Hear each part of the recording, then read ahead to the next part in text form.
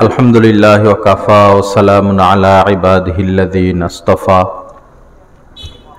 अम्मा बअद क़ाल अन्नबिय्यु सल्लल्लाहु तआला अलैहि वसल्लम अल मुस्लिमु मन सलिमल मुस्लिमूना मिन लिसानिही व यदिही वल मुमिनु मन अमिनहुन नासु अला दिमाइहिम व अमवालिहिम औ कमा क़ाला अलैहि सलातु वस्सलाम व क़ाला अलैहि सलातु वस्सलाम अल खल्क़ु इयालुल्लाह व क़ाला रसूलुल्लाहि सल्लल्लाहु अलैहि वसल्लम मन लम यसअलिल्लाहा यग़ज़ब अलैहि औ कमा क़ाला अलैहि सलातु वस्सलाम अल्लाहुम्मा सल्लि अला सय्यिदिना व मौलाना मुहम्मद व अला आलि सय्यिदिना व मौलाना मुहम्मद व बारिक वसल्लिम। আল্লাহ পাক জাল্লা জালালুহু আমাদের সবাইকে মাফ করে দেন। আজকের এই মজলিসকে আল্লাহ পাক কবুল করেন। এই বয়ানের উসিলায় পুরা এলাকার সকল মানুষকে আল্লাহ পাক মাফ করে দেন। সকলের মধ্যে মিল মোহাব্বত ভালোবাসা নসিব করে দেন। আমার ভাইয়েরা, মানুষ হচ্ছে সামাজিক জীব। একটা জন্তু জানোয়ার সমাজ ছাড়া বেঁচে থাকতে পারে। একটা জন্তু মা বাবা আত্মীয় স্বজন এটা ছাড়া সে একটা জঙ্গলে থাকতে পারে, কিন্তু মানুষ আপন লোক ব্যতীত বাঁচতে পারে না। দিনভর সবাই কাজকর্ম করে, ব্যবসা বাণিজ্য চাকরি বাকরি করে, রাত হলে সন্তান মায়ের কাছে ফিরে আসে, স্বামী স্ত্রীর কাছে ফিরে আসে, রাত্রটা সবাই একসাথে থাকে। ঈদের সময়, রমজানে, বিভিন্ন বন্দে আপন মানুষ এক হয়। তো মানুষ যেমন আপন লোক ব্যতীত থাকতে পারে না, তদ্রূপ সমাজ ব্যতীত থাকতে পারে না। এই ঘরের সাথে ওই ঘরের সুসম্পর্ক, এই বাড়ির সাথে ওই বাড়ির সুসম্পর্ক, এই গ্রামের সাথে ওই গ্রামের সুসম্পর্ক যখন এমন হয় তখন বেঁচে থাকার স্বাদ পাওয়া যায়। একজন মানুষ মারা গেল, এখন যদি এলাকার মানুষ চিন্তা করে যে এই লোকটা মারা গেল এটা কোন দলের, যদি চিন্তা করে যে এটা কোন দলের, আমাদের দলের কিনা, আচ্ছা এটা আমাদের দলের, ঠিক আছে আমরা তার জানাজায় যাই। আর যদি জানা গেল যে সে আমাদের দলের না, আরে এটা আমাদের দলের না, মরছে ভালো হয়েছে, জানাজায় যাব না, এটা কি একজন মুসলমানের আখলাক? এটা কোনো মুসলমানের আখলাক হতে পারে না। যে কোনো মুসলমান মারা গেলেই সে যেই দলের হোক না কেন, আমাদের দায়িত্ব হলো শোনার সাথে সাথে বলবো ইন্না লিল্লাহি ওয়া ইন্না ইলাইহি রাজিউন। এবং যে ঘরের লোক মারা গেল তার প্রতিবেশীদের দায়িত্ব হলো কমপক্ষে একদিন তার পরিবারের সবার আপ্যায়নের ব্যবস্থা করা। কারণ এই ঘরের লোক মারা গেল, আজকে তো তারা খানা পাকাইতে পারবে না। ওই বাড়ির ওই এলাকার লোকদের দায়িত্ব হলো প্রথম দিন তাদের জন্য খানার ব্যবস্থা করা, যদি সম্ভব হয় দ্বিতীয় দিনও করা, তৃতীয় দিনও করা, কিন্তু প্রথম দিন করা মুস্তাহাব। এবং দেখতে আসা, তার কাফনের ব্যবস্থা করা, জানাজার ব্যবস্থা করা, তার গোসলের ব্যবস্থা করা, এবং দলে দলে দলে দলে সবাই তার জানাজায় আসা। হায়রে আমাদের সাথেই তো উঠা বসা করেছে, মানুষে তো ভুল করে, ভুল তো মানুষই করে, তার ভুল আছে, আমাদের কি ভুল নাই? জানাজায় শরীক হওয়া এবং দিল থেকে মাফ করে দেওয়া, এই সমস্ত ক্ষেত্রে বাবা দল টল না দেখা। আমাদের যত দলে দলে আমরা মুসলমানরা বিভক্ত হয়েছি, আল্লাহর কসম মৃত্যুর সময় যদি তওবা নসিব হয়, কালেমা নসিব হয়, সবাই আমরা জান্নাতে যাব। বলেন না আলহামদুলিল্লাহ? যেমন ধরেন আমাদের মধ্যে রাজনৈতিক যে দলগুলো, কেউ বিএনপি, কেউ আওয়ামী লীগ, কেউ জাতীয় পার্টি, কেউ জামাত, কেউ চরমোনাই, আরো ইত্যাদি। অনুরূপভাবে ইসলাম কেন্দ্রিক যে দলগুলো, কেউ ওয়াহাবি, কেউ সুন্নি, কেউ আট্রসি, কেউ মাইজভান্ডারি, কেউ আহলে হাদিস, কেউ শিয়া, আবার আরেকটা আছে কেউ আলিয়া, কেউ কওমি। কিন্তু যার ভিতরে ঈমান আছে, যে বলে লা ইলাহা ইল্লাল্লাহ, যে বলে আল্লাহর কসম, মান ক্বালা লা ইলাহা ইল্লাল্লাহ দাখালাল জান্নাহ, নবীজি বলেছেন যে লা ইলাহা ইল্লাল্লাহ বলবে সে অবশ্যই জান্নাতে প্রবেশ করবে। কেন খামোকা আমরা এই দলাদলিটা করি ভাই? আজান দিল, আল্লাহু আকবার, আজানের প্রথম কথা, তার মানে কি? সব বাদ, সব বাদ, সব বাদ, আল্লাহ সবচেয়ে বড়। এখন মসজিদে আসতে হবে। আজান হলো, মসজিদে আসবো। রমজান মাস শুরু হলো, রোজা রাখবো।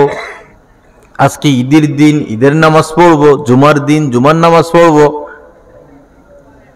একটা মিলমিশ মহব্বতের সাথে বেঁচে থাকবো। এই দলাদলি করে নিজেদের শক্তি দুর্বল, নিজেদের মধ্যে দুশ্মনী, নিজেদের মধ্যে হানাহানি মারামারি করে আমরা আমাদেরকে ক্ষতির সম্মুখীন করতেছি। একটা মেয়ের বিয়ের জন্য আসছে, মেয়ে তো আমারও আছে, আপনারও আছে। একটা মেয়ের বিয়ে হয়ে গেলে তো এটা আমার লাভ, আপনার লাভ। আমার মুসলমান এক মেয়ের বিয়ে হলো, আমার বোনের বিয়ে হলো, না শুধু খোঁচাখুচি করবে। ওই স্বামী তাদের কাছে বদনাম করবে, এই মেয়ের এই হয়েছে, এই মেয়ের হে হয়েছে, ওই মেয়ের এই মেয়ের ওই হয়েছে। কোন মেয়ে আছে যে দোষমুক্ত? কোন ছেলে আছে দোষমুক্ত? সামান্য দোষ যেগুলো, এগুলো গোপন রেখে বিয়েটা হয়ে যাক না। একটা মেয়ের একটা ব্যবস্থা হয়ে যাক, তার বিয়ে না হলে তার জীবন চলবে কিভাবে?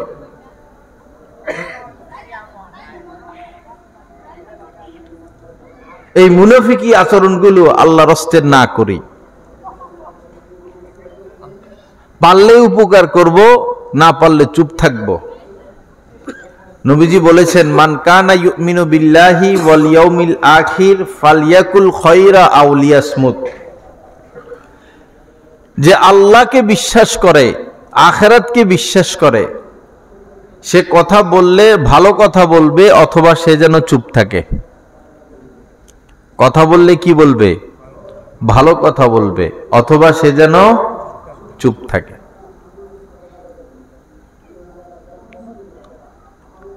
আমরা তো মুসলমান, একজন হিন্দু, একজন খ্রিস্টান, একজন বৌদ্ধ বিনা প্রয়োজনে তাদের দোষ বর্ণনা করা গীবত।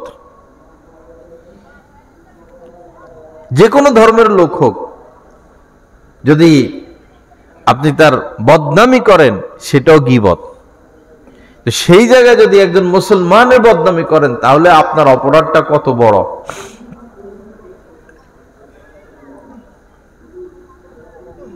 বাবা, আমরা একটু মোহাম্মতের সাথে আগাই, ভৈরব যেন দল মুক্ত হয়ে যায়। ভৈরবে যারা আছে সবাই যেন মুসলমান ভাই ভাই হয়ে যায়। কোনো ওয়াহাবি হওয়ার দরকার নাই, কাহারও কোনো সুন্নি হওয়ার দরকার নাই। দরকার কি হওয়া? মুসলমান হওয়া। আমাদের দরকার মুসলমান হওয়া। ওয়ালা তামুতুন্না ইল্লা ওয়া আনতুম মুসলিমুন। আল্লাহ পাক কোরআনে কারীমের মধ্যে বলেছেন যে মুসলমান না হয়ে কেউ কবরে এসো না, মৃত্যুবরণ করো না। মুসলমান হও। কুনু রব্বানিয়িন, আল্লাহ পাক বলেছেন যে আল্লাহ ওয়ালা হয়ে যাও। কি হও? আল্লাহ ওয়ালা হও। কুতিবা আলাইকুমুস সিয়াম, আল্লাহ পাক বলেছেন যে তোমরা রোজাদার হও, রোজা রাখো।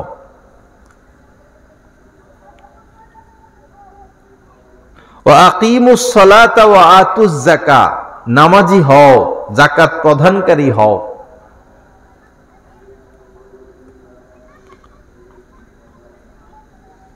ওয়াজতানিবু কাওলা জুর, মিথ্যা কথা ছেড়ে দাও, মানে সত্যবাদী হও।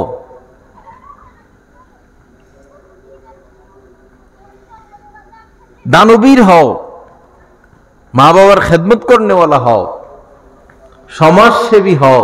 উখরিজাত লিন্নাস, মানুষের কল্যাণার্থে তোমাদেরকে সৃষ্টি করা হয়েছে। সমাজের সেবা করো, জাতির সেবা করো। দলাদলি করতে কোথায় আল্লাহ পাক বলছে? এরকম কোন আয়াত তো আমরা পাইলাম না ভাই। বরং আল্লাহ পাক বলেছেন ওয়াতাসিমু বিহাবলিল্লাহি জামিআ ওয়ালা তাফাররাকু, আল্লাহর রুজ্জু অর্থাৎ দিনকে তোমরা মজবুত করে ধরো, দলে দলে দলে দলে দলে দলে ভাগ হইও না। আল্লাহ পাক আমাদেরকে ভালো মানুষ হওয়ার তৌফিক দান করেন। আল্লাহ পাক এই ছোট মানসিকতা ভুলে যাওয়ার তৌফিক দান করেন। সিলেটের দিকে একটা আছে, সূরা ফাতিহার শেষে আছে না, ওয়ালা দলিন, ইমাম সাহেব পড়ে যে। তো সিলেটের মধ্যে দুই দল, এক দল হইল, এদের কথা হইল ওয়ালা জলিন, এরা বলে জলিন হবে। আরেক দল বলে যে ওয়ালা দলিন হবে। দুই দল, দুনো দল নিজেদের দলে লোক বাড়ায়। যেমন বৈরবে ওহাবি সুন্নি, এক এক জায়গায় এক এক রকম। আমরা তো নোয়াখালী বড় হয়েছি, এরপর ঢাকা শহর পড়াশোনা করছি, এগুলা কোথাও দেখি নাই। বৈরব আসার পরে এটা ভালোভাবে দেখার তৌফিক হইল আর কি। খামোখা, অযথা। তো ওয়ালা দলিন আলা ওয়ালা জলিন, দোনো পক্ষ নিজেদের দল ভারী করে। তো এক পক্ষ আইসা একটা যুবক ছেলেকে ধরছে, এই তুমি দলিনদের সাথে না জলিনদের সাথে? পরে যুবক ছেলেটা জবাব দিল, ভাই আমি নামাজে পড়ি না, আমার দলিনের দরকার নাই, জলিনের দরকার না, নামাজে পড়ি না। খামোখা। কোন মুসলমান আছে এটা বলবে যে ইসলামে নারীদেরকে পর্দার হুকুম দেয় নাই? কেউ এটা বলবে? ইসলামে নামাজ 5 ওয়াক্ত না 1 ওয়াক্ত ফরজ, কেউ এটা বলবে? কোরআন আল্লাহর কিতাব না, কেউ এটা বলবে?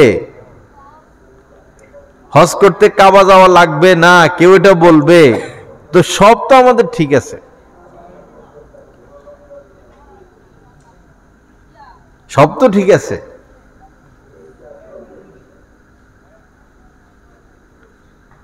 আল্লাহ পাক আমাদেরকে কোরআন সুন্নাহ মোতাবেক চলার তৌফিক দান করেন। বাকি আরেকটা বিষয় হইল, কিছু কিছু ভাইরা বলে যে ওয়াহাবিরা নবী মানে না। আসলে নবী মানে না তার মানে হইল তারা দাড়ি রাখে না। নবী মানে না তার মানে তারা পাঞ্জাবি পরে না, তারা টুপি পরে না, তারা দুরূদ শরীফ পড়ে না, তাদের ছেলে মেয়েদেরকে দিন শিখায় না,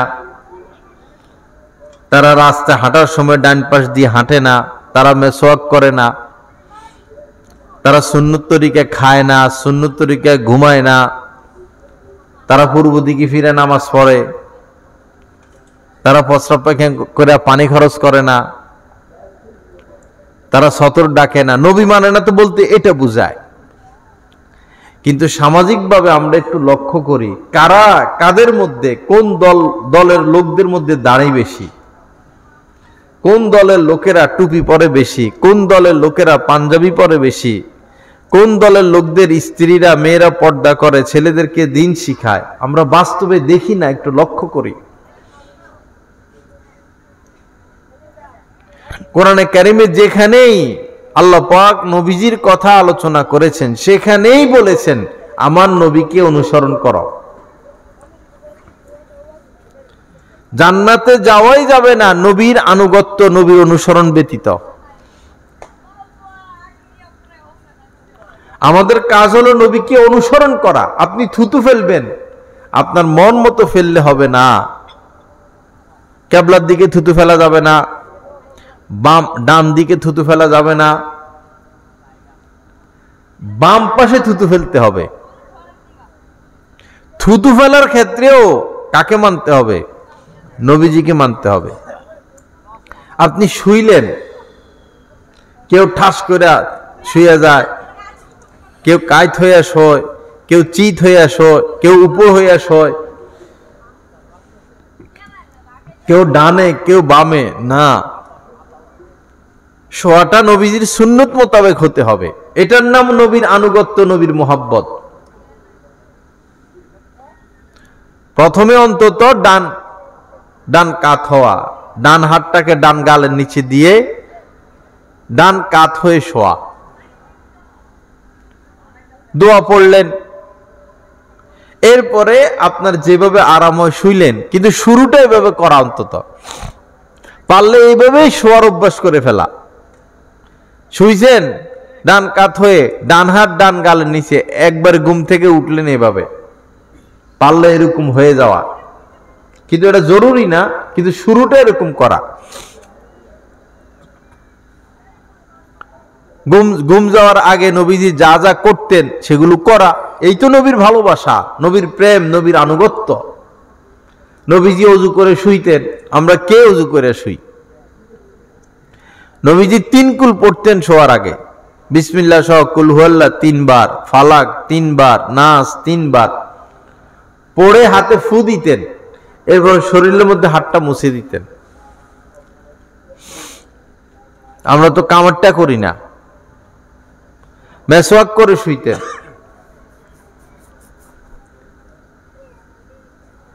ঘুমের দোয়াটা পড়তেন, আল্লাহুম্মা বিসমিকা আমুতু ওয়া আহইয়া। আয়াতুল কুরসি পড়তেন। ঘুমের যে সুন্নত গুলো, যখন আমি ঘুমাবো ঘুমের সুন্নত মেনে, ঘুম থেকে উঠবো ঘুম থেকে উঠার সুন্নত মেনে, তখনই আমি নবীকে মহব্বত করলাম, নবীর আনুগত্য করলাম।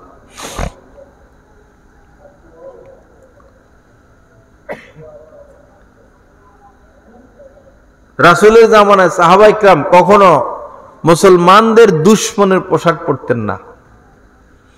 ওই জামানায় তো দুশমন ছিল নবীজির। সাহাবায়ে কিরাম নবীজির পোশাকের ন্যায় পোশাক পরতেন। হযরত আব্দুল্লাহ ইবনে ওমর রাদিয়াল্লাহু তাআলা আনহু পশমি জুতা পরতেন না। আরবে তৎকালীন জুতার মধ্যে পশম থাকতো। আমরাও দেখছি চামড়ার জুতার উপরে ওই পশুর পশম সহ, ছাগলের চামড়া দিয়ে বানাইলে ছাগলের চামড়া পশম সহ। আরবে এটা চলতো, ভালো দেখতে, সুন্দর। তো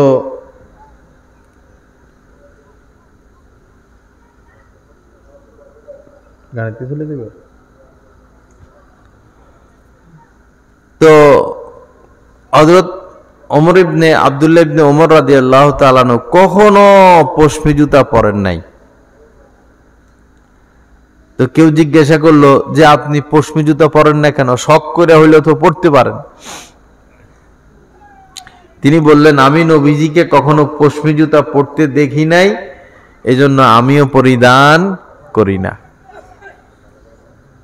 বাবা, এটা না নবীর প্রেম, নবীর ভালোবাসা, নবীর আনুগত্য।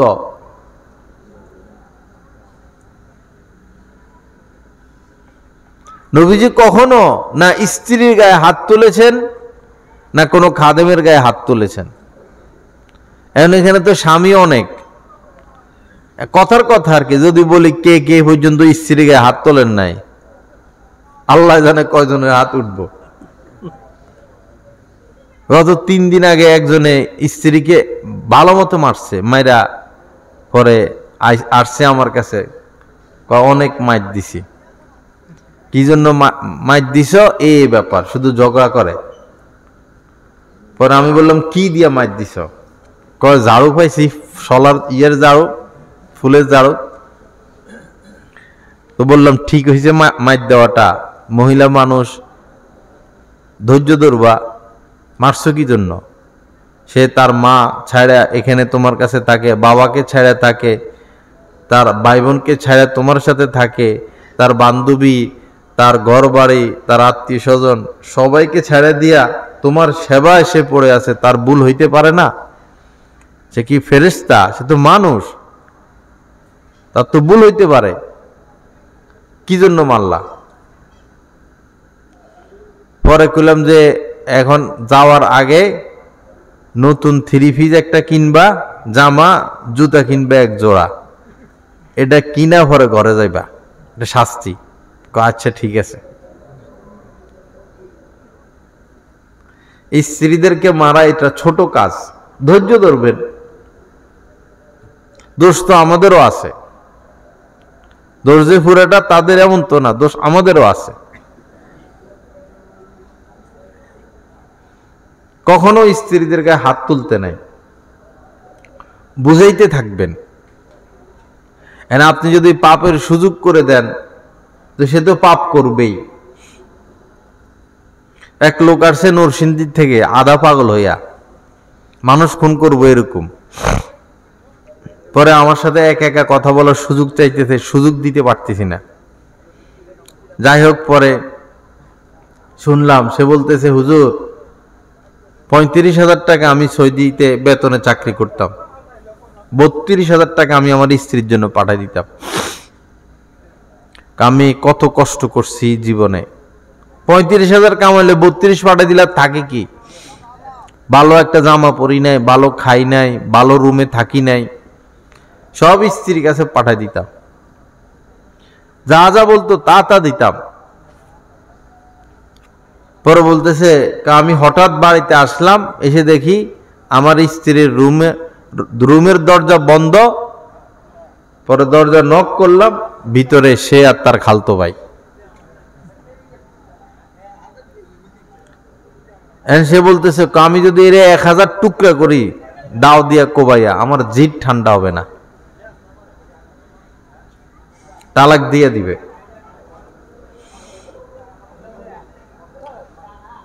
পরে আমি কথা বললাম যে আপনি কতদিন পরে পরে বাড়িতে আসতেন? ইসলামের নিয়ম হলো 4 মাসের মাথায় একবার স্ত্রীর কাছে আসতে হবে। তো আমি তো 1 বছর 2 বছর 3 বছর পর পর আসতাম, তো এখানে স্বামীর দোষ পাওয়া গেছে কিনা?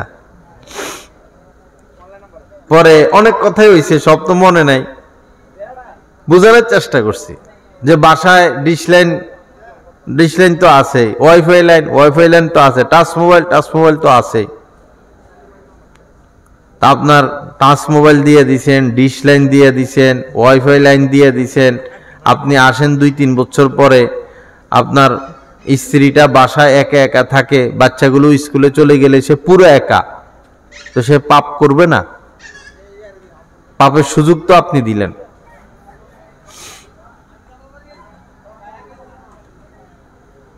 দোষ আমাদেরও আছে। নারীদের তুলনা পুরুষদেরকে আল্লাহ পাক ধৈর্য বেশি দিচ্ছেন, এজন্য বাবা ধৈর্য ধরবেন, মাথা গরম করবেন না। অসহায় মেয়েদেরকে মারবেন না, নারীদেরকে মারবেন না। আপনি আপনার স্ত্রীরে মারবেন, আপনার মেয়েরে বিয়ে দিবেন না, আপনার জামাতা আপনার মেয়েরে ছেঁচব, এরকমই।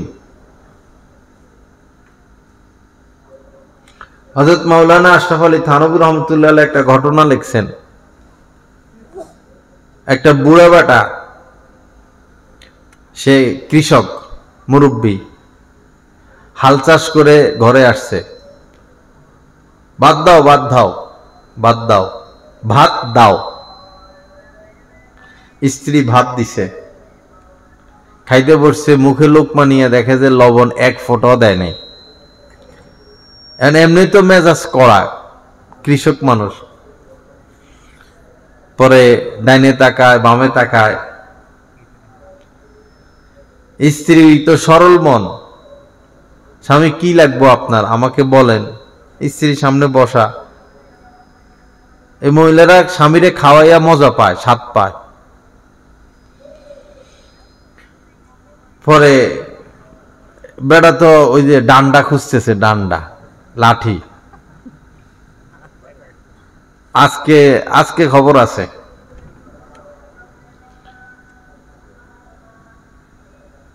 চতুর্দিকে শুধু লাঠি খুঁজতেছে।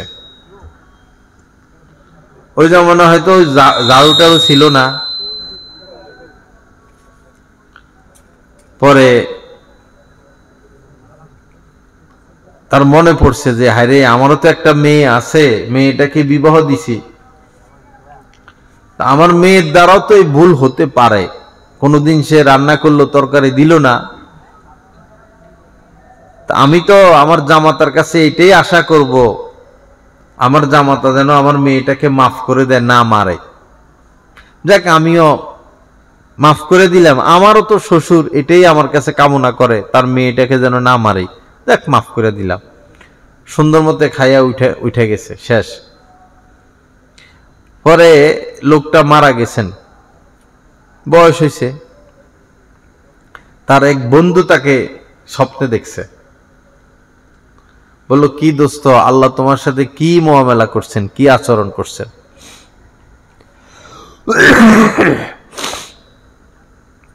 পরে সে বলল, আমি তো ভাই কোনো আমল করি নাই,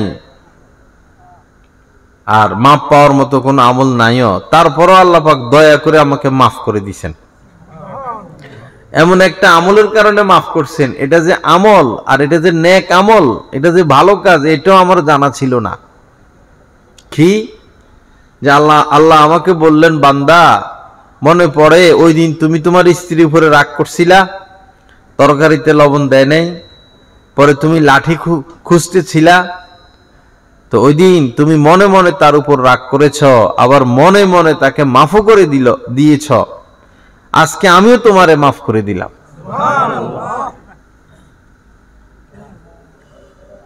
আল্লাহ আমাদের সবাইকে তৌফিক দান করেন। তো নবীজি তো এমন ছিলেন, স্ত্রীদের গায়ে হাত তোলেন নাই, খাদেমের গায়ে হাত তোলেন নাই, মারামারি করেন নাই, ঝগড়া করেন নাই। লা ইলাহা ইল্লাল্লাহ। আল্লাহ পাক সবাইকে সহিহ বুঝ দান করেন। তো আমরা সামাজিক জীব, আমাদেরকে মিলেমিশে থাকতে হবে। আপনি রাস্তা দিয়ে হেঁটে যাচ্ছেন, আপনার গ্রামের কাহার সাথে দেখা হলো, সে পরিচিত হোক অপরিচিত হোক, আপনি সালাম করেন। সালামের চেয়ে সুন্দর আচার আর কি হতে পারে? এটা তো দোয়া। কিন্তু আমরা কেউ ডাইন দিকে ফিরে হাঁটে চলে যাই, কেউ বাম দিকে ফিরে, কেউ নিচের দিকে তাকাইয়া, কেউ মোবাইল টিপতে টিপতে। এটা কেমন আচরণ? আপনার পরিচিত হোক, সে অপরিচিত হোক, সেই যেই দলের হোক না কেন, মুসলমান তো আপনি সালাম তো দিবেন। সালাম দেন নাই তো আপনি তো অপরাধ করলেন। ওই যে অন্য দলের হইলে ডাইন দিকে তাকায় চলে যাবে, অথবা বাম দিকে তাকায় চলে যাবে, অথবা মোবাইল টিপার ভান করে হেঁটে চলে যাবে। এরকম না করি ভাই। দেখা সাক্ষাতে সালাম। আপনার ঘরে এসেছে কেউ, বসতে দিবেন। ঘরের মধ্যে সবসময় কিছু নাস্তা রাখা, যে হঠাৎ করে কোনো মেহমান আসলে যেন আপ্যায়ন করানো যায়, এরকম কিছু নাস্তা ঘরে সবসময় রাখা। এখন বিস্কিট, 10 টাকা দামের বিস্কিটেরও প্যাকেট আছে, 10 টাকা দামের বিস্কিট 2-4 প্যাকেট উঠাইয়া রাখলেন, চানাচুর একটু উঠাইয়া রাখলেন, তাও তো বিস্কিট চানাচুর দিল তো কিছু হইল। 1 গ্লাস পানি দিলেন, বসতে দিলেন, 1 কাপ চা বানাইয়া দিলেন, ফল থাকলে ফল দিলেন। কেউ ঘরে আসলে তাকে সম্মান করা। ফকির ঘরে আসলে দূর দূর করে এই ছবি তোলে, ওয়াজে আসতে পারে না, এখানে দাঁড়ায় দাঁড়ায় ছবি তোলে।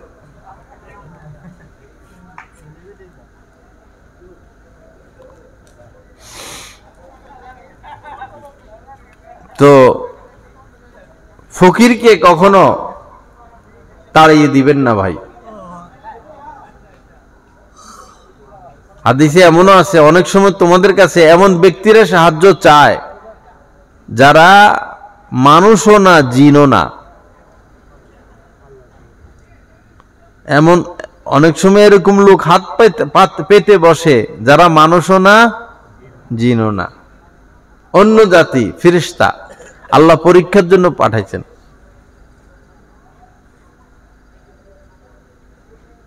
যে এরে মাল দিলাম, যতটুকুই দিলাম, দেখি সে আমার পথে খরচ করে কিনা।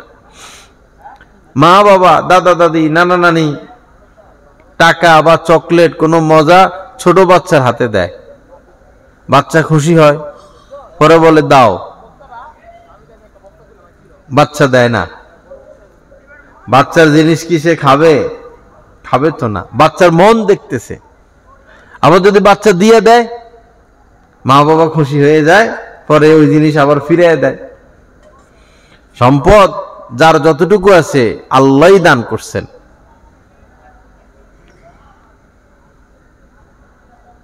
ফকির মিসকিন হাত পাতলে খালি হাতে ফিরে না দেওয়া। অনেক এলাকার নিয়ম আছে, মাফ করে দেন, এটা বলে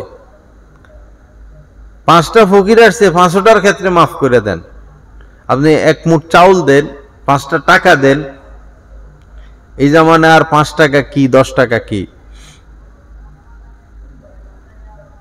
প্রতিদিনই যেন কিছু সদকা দেওয়া হয়, প্রতিদিন অল্প কিছু হইলো সদকা দেওয়া।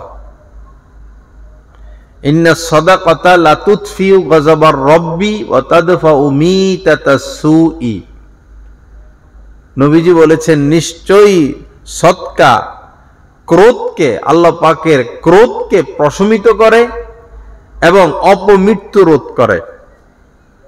আল্লাহ আপনার উপর অসন্তুষ্ট, নারাজ, আপনি যদি আল্লাহর গরিব বান্দাদেরকে সাহায্য করেন, তা আল্লাহ আপনার উপর কি হয়ে যাবে?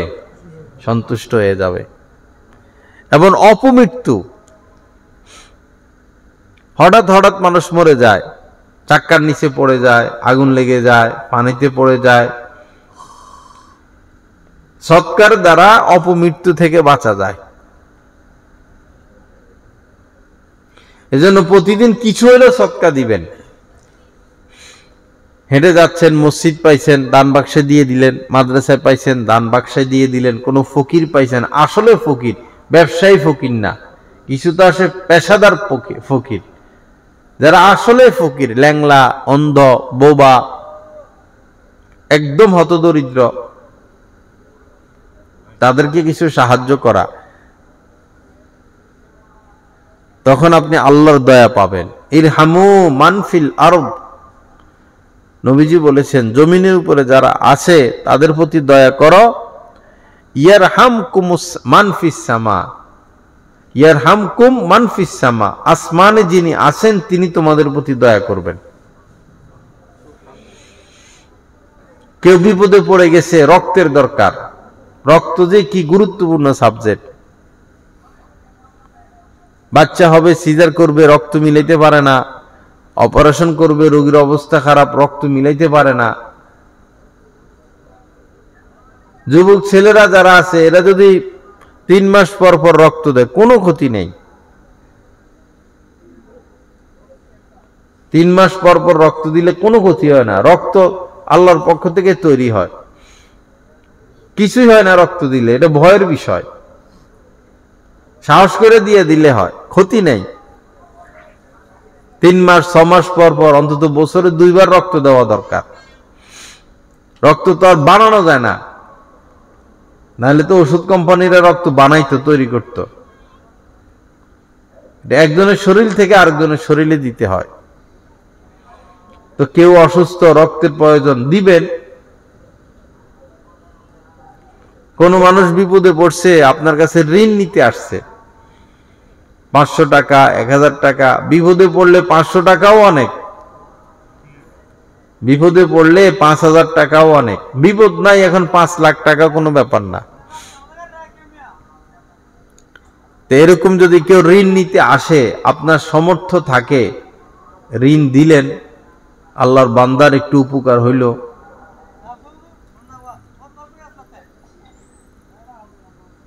সামাজিক যে কাজগুলো, এই কাজগুলো আমরা মিলেমিশে করব, নিজেদের মধ্যে দূরত্ব দূর করব।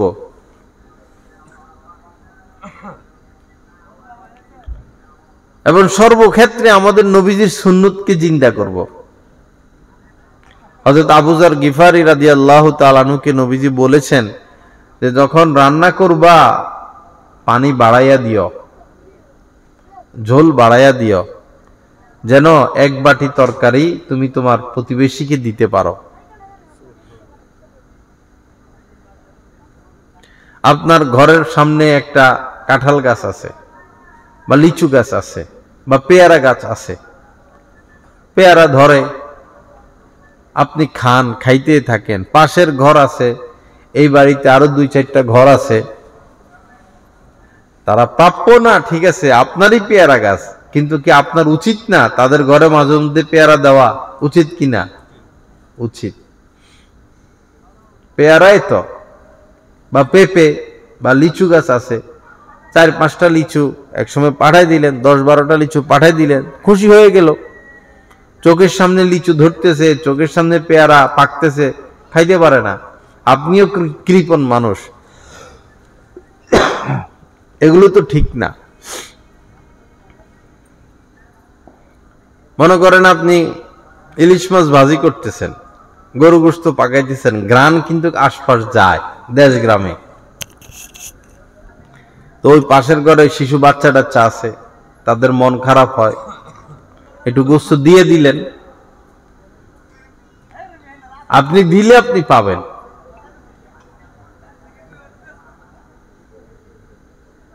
আমাকে বাসার মধ্যে দুধ হাদিয়ে আসছে 2 কেজি, পরে 2 কেজি দুধ আরেক বাসায় হাদিয়া পাঠাই দিছে, এক অসহায় মহিলার বাসায় পাঠাই দিছে। পরে আমারও বললো যে 2 কেজি দুধ আমি হাদিয়া দিয়ে দিছি, এখন 20 কেজির অপেক্ষায় আছি। মানে 1 টাকা দিলে তো আল্লাহ 10 টাকা দিবে, তো 1 কেজি দিলে কয় কেজি দিবে? 10 কেজি। তো এই কথা আমার যেদিন বলছে, সেদিন বললো যে এই পর্যন্ত 14 কেজি আইসা গেছে, 2 কেজির পরিবর্তে 14 আইসা গেছে, আর 6 বাকি আছে। হাদিয়া দিলে হাদিয়া আসবে, দান করলে আউট ফাউট সাইড সুট দিয়ে আপনার সম্পদ নষ্ট হবে না দান সৎকা করলে। আর কৃপণতা করবেন, যে কোনো ভাবে এটা শেষ হয়ে যাবে। আল্লাহ রাসূল কৃপণ মানুষ পছন্দ করে না। কৃপণ যারা, এরা এদের নিজেদের সম্পত্তি ভোগ করতে পারে না, জমাইতে জমাইতে পরে কোথায় যায়? কবরে যায়। পরে ছেলে মেয়ে কাম করে, খায় না, খরচ করে না, জমায়, পরে নাতি পুতি ওইগুলো করে, বংশটাই নির্বংশ, মানে সমস্যাওয়ালা বংশ। কৃপণ লোকের সাথে আত্মীয়তা করবেন না। মেয়ে বিবাহ দিবেন, ছেলে বিবাহ করাবেন, কৃপণ কিনে এটা আগে খবর নিবেন। এটা যাচাই বাছাই করা কঠিন, তারপরও খোঁজ খবর নিবেন। বাপরে, কি মাইক ঘুরিয়ে দিছে এদিকে।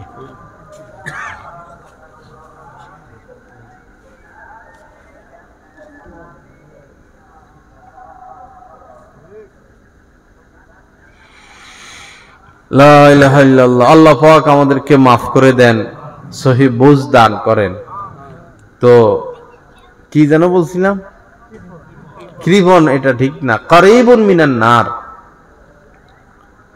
নবীজি বলেছেন কৃপণ মানুষ জাহান্নামের নিকটবর্তী। অবাঈদুন মিনাল জান্নাহ, জান্নাত থেকে তারা বহু দূর। বাঈদুন মিনান নাস, কৃপণ মানুষ, কৃপণ ব্যক্তিকে মানুষ পছন্দ করে না। বাঈদুন মিনাল্লাহ, তারা আল্লাহর কাছেও প্রিয় না। কিন্তু ওয়াসাখিয়্যু করিবুন মিনাল জান্নাহ, যারা দানশীল তারা জান্নাতের নিকটবর্তী। দানশীল মানে আপনি কোটি কোটি টাকা দিতে হবে এরকম না, আপনার সামর্থ্য, আপনার মাসে 10,000 টাকা ইনকাম, এখন আপনি কি এক মাস ভরে 100 টাকা দান করতে পারেন না? কি বলেন? আপনার 1 লাখ টাকা ইনকাম, আপনি তো অন্তত 500 টাকা দান করতে পারেন, 1000 টাকা দান করতে পারেন অবস্থা অনুযায়ী। আর যদি দান না করেন, যে কোনোভাবে এই টাকা থাকবে না। এই ছেলের অসুখ, এই মেয়ের অসুখ, এই চোরে স্বর্ণ নিয়ে গেছে, এই মোবাইল হারাইয়া গেছে, এই কর্মচারী হিসাব উল্টাপাল্টা করে দিছে, যে কোনোভাবে যেটা যাওয়ার এটা চলে যাবে। আপনার মালের উপরে 2% ব্যাট বসাইছেন আল্লাহ পাক বছরে, 2.5%। সরকার ব্যাট বসায়, সরকার নিয়ে যায়, আল্লাহ ব্যাট বসায় আল্লাহ নেন না।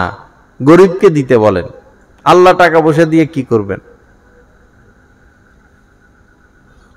2.5% যাকাত দিলে মালে অনেক বরকত।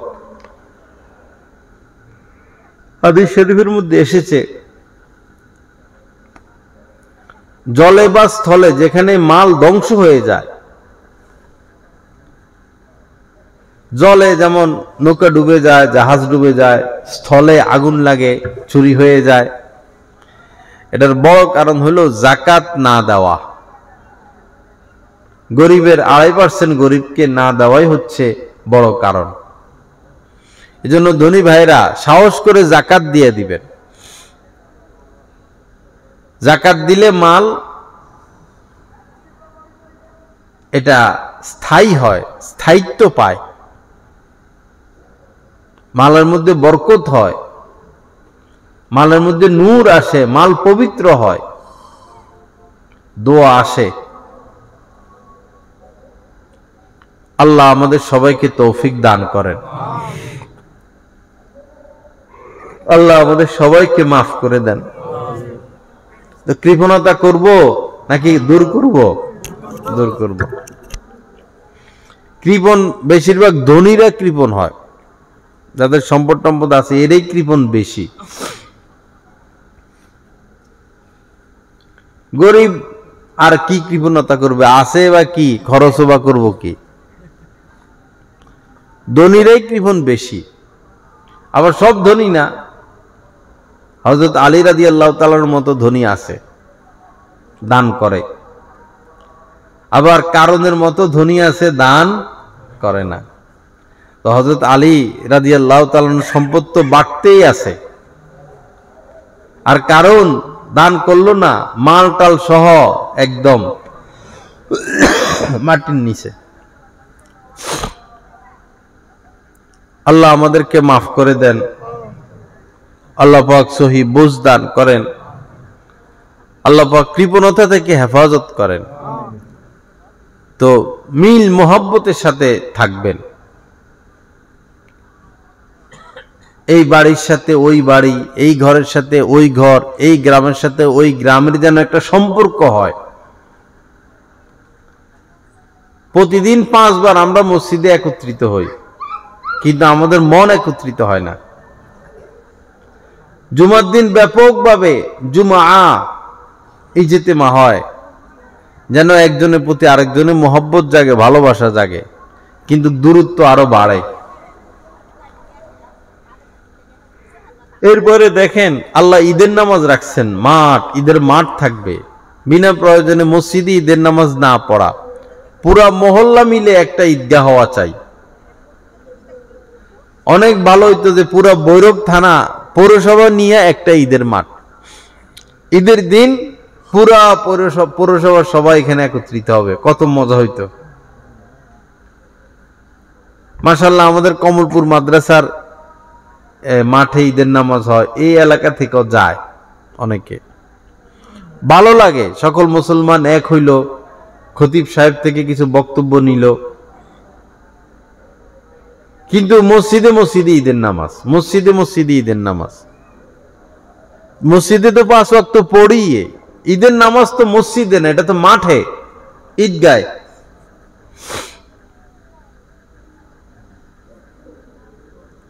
আল্লাহ পাক সহি বুঝ দান করেন। আমাদের জাতীয় ঈদগাহ আছে বাংলাদেশের হাইকোর্টের ওইদিকে, তো জাতীয় ঈদগাহটা মূলত ছোট হয়ে গেছে।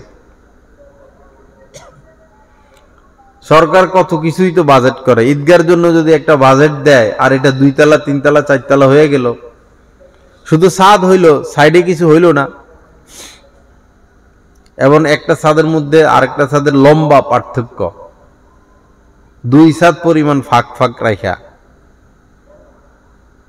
পুরা ঢাকা শহরের মানুষ নেমে আসবে, ঈদগায় গিয়ে নামাজ পড়বো, অথবা ঈদগাহটা বাড়ানোর তো মনে সুযোগ নাই।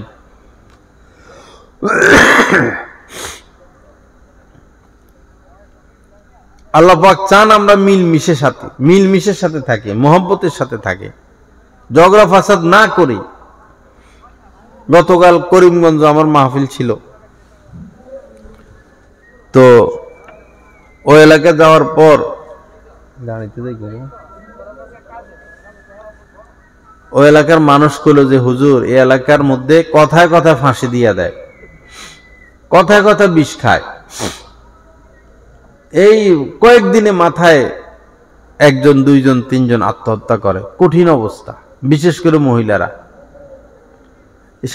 স্বামীর সাথে কিছু একটা হইলেই বস ফাঁসি দিয়ে দেয়, বিষ খায় ফেলে। কি বিপদ! একজন মুসলমান কিভাবে আত্মহত্যা করতে পারে? আত্মহত্যা করা তো হারাম, আত্মহত্যা তো কোনোভাবে করা যাবে না। ওয়ালা তাকতুলু আনফুসাকুম, আল্লাহ পাক বলেছেন তোমরা নিজেরা নিজেদেরকে হত্যা করো না, মেরে ফেলো না। ওয়ালা তুলকু বিআইদিকুম ইলা তাহলুকা, নিজেরা নিজেদেরকে ধ্বংসের দিকে ঠেলে দিও না। ট্রেন আসতেছে, আপনি লাইনের উপর শুয়ে আছেন, সেলফি তুলবেন, তো মরে না? এরকম মরে। কুমিরের মাথার ভিতরে, মুখের ভিতরে মাথা ঢুকাইয়া পরে সেলফি তুলবো। কুমির পোষা কুমিরে কামড় দেয় না, কিন্তু আজকে সে ছবি তুলবো, ভাইরাল হইব, ঘটনাক্রমে দিছে কামড়। তো কুমিরে কামড়ায় ধরলে আর ছুটানোর ব্যবস্থা আছে? কত মানুষ সেলফি তুলতে যায়, ট্রেনের নিচে জীবন গেল। এক লোক বিমান অ্যাক্সিডেন্ট হয়েছে, পাইলট বিমান থেকে কোন রকম বিমান থামাইছে, পরে লাফ দিয়া পড়ছে নাকি, লোকজনও নামতেছে, রক্তাক্ত হয়ে গেছে, শরীরে শক্তি নাই, বাসে নাকি মরে। কোন রকম জানটা দিয়া মোবাইল বাইর কইরা নিজের রক্তাক্ত মুখ ছবি তুলতেছে, সেলফি তুলতেছে। পাগল হয়ে গেছে মানুষ ছবি তোলার জন্য, পাগল হয়ে গেছে। যে ছবি তোলা লানত, গুনাহে কবিরা, হারাম, আর সেই ছবি তোলারে উম্মত কিছু মনে করে না। যে নবী ছবি তোলাকে হারাম বলে গেছেন, সে নবীর রওজায় গিয়া ছবি তোলে, যায় মনে হজ করতে ছবি তোলার জন্য, যায় উমরা করতে মনে হয় ছবি তুলতে আইছে। হাজার হাজার ছবি, হাজার হাজার ছবি, ওয়াজ মাহফিল, এখানে ছবি ভিডিও, মসজিদ, আল্লাহর ঘর মসজিদে এখন ক্যামেরা ঢুকে গেছে, এখানে ছবি ভিডিও, দিনই মিছিল মিটিং, ছবি ভিডিও। বিভিন্ন আন্দোলনে আমি যাই না, অনেক আন্দোলন হয় না দুর্য মোড়ে, কয়েকদিন আগে তবলিগ নিয়ে হয়েছে, এরপরে এর আগে নবীজিকে কি বলছিল ওইটা নিয়ে হয়েছে, বিভিন্ন সময় আন্দোলন ডাক দেয়, আমি যাই না।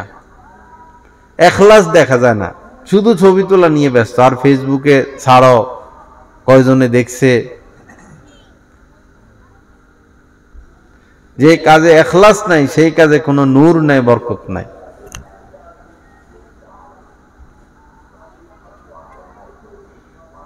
কোরআন সুন্নাহ মানতে হবে, বক্তা নিয়ে আসো, নবীজির সুন্নত জিন্দা করতে হবে। যার সাথে পথে দেখা হয় সালাম, আপনি 1 মাস সালাম দেন না, দেখেন কি মিল মোহব্বত হয়ে যায় মানুষের সাথে। মাঝে মধ্যে রাত্রে ডাকাতে ধরলে, চোরে ধরলে, এদেরকে সালাম দিল, এরা পরে রাস্তা ছাড়া দেয়।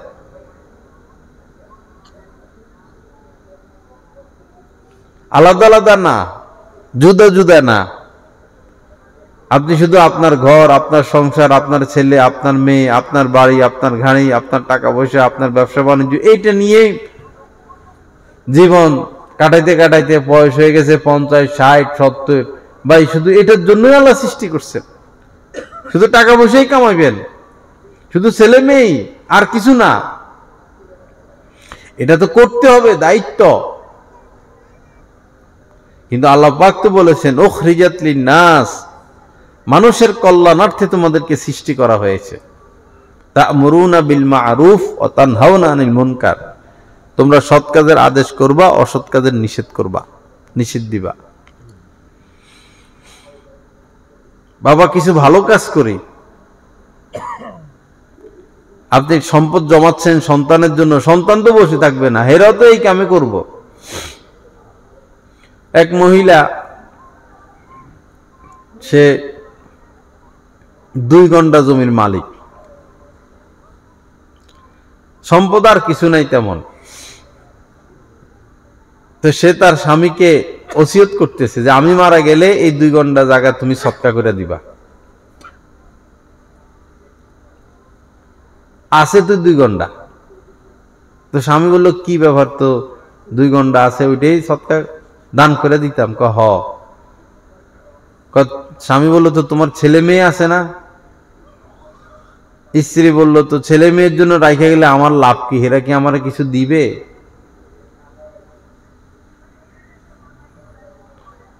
পরে বুঝানোর পরে বলল, ঠিক আছে, 1 ঘন্টা দান করে দিবেন, 1 ঘন্টা আমার ছেলে মেয়ের নামে। তো দেখেন, মহিলাদের তো বাচ্চার প্রতি মায়া আরো বেশি, কিন্তু তার ভিতরে ঢুকছে কি? আখেরাত। যে আমি কি নিয়ে যাব? মানুষ হাজার হাজার কোটি কোটি টাকার মালিক, খালি হাতে চলে যায়। তো ছেলে মেয়ে তো পরে এই সম্পদ বৃদ্ধি নিয়ে ব্যস্ত থাকে। যাই হোক, হযরত চলে আসতেছেন, অনেক সুন্দর সুন্দর কথা বলেন, এত অজানা অজানা কথা, এত কারগুজারি, এত ঘটনা দিনী মুসলমানদের।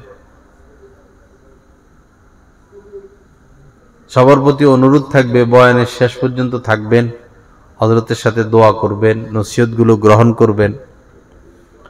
ইনশাআল্লাহ আমাদের সবার ফায়দা হবে। আল্লাহ পাক জাল্লা জালালু আমাদের সবাইকে আমলের তৌফিক দান করেন। লা ইলাহা ইল্লাল্লাহ।